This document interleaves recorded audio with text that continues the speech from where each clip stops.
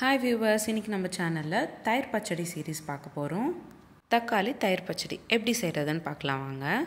முதல்ல ஒரு கடாயில் 20 ml போல் எண்ணெய் சேர்த்துக்கிட்டு கூடவே அரை ஸ்பூன் அளவுக்கு கடுகு, அரை ஸ்பூன் அளவுக்கு கடலைப்பருப்பு, அரை ஸ்பூன் அளவுக்கு உளுந்து, கொஞ்சமாக கருவேப்பிலையும் அடுத்ததாக கொஞ்சமாக கொத்தமல்லியும் சேர்த்துக்கிட்டு நல்லா வதக்கிக்கணும்.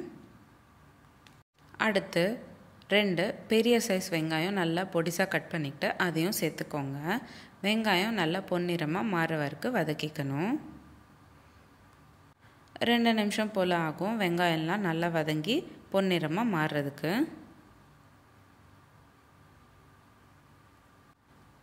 அடுத்ததாக நம்ம தக்காளி சேர்த்துக்கணும். 2 வெங்காயத்துக்கு 3 தக்காளி சேர்த்துக்கணும். 3 தக்காளி பொடிசாக கட் பண்ணிக்கிட்டு அதையும் சேர்த்துக்கிறேன். நல்லா வதக்கிக்கோங்க.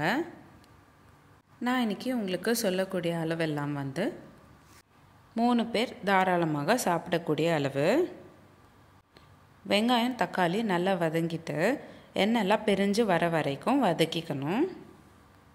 இப்போ பார்த்திங்கன்னா வெங்காயம் தக்காளியிலேருந்து எண்ணெய் நல்லா பிரிஞ்சு வந்திருக்கு. அடுத்ததாக 3/4 ஸ்பூன் அளவுக்கு உப்பு சேர்த்துக்கோங்க.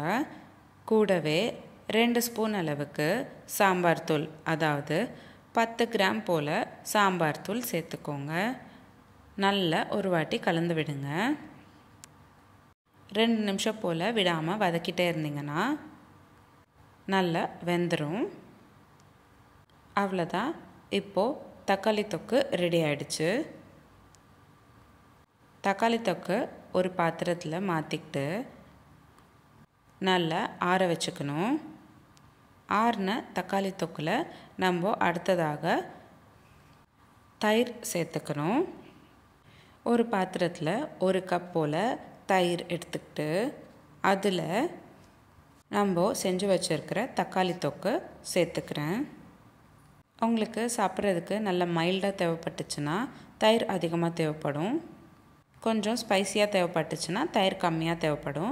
உங்களுக்கு எவ்வளோ தேவையோ அதுக்கேற்ற மாதிரி நீங்கள் தயிர் ஆட் பண்ணிக்கோங்க. நல்லா ரெண்டுத்தையும் மிக்ஸ் பண்ணிக்கணும்.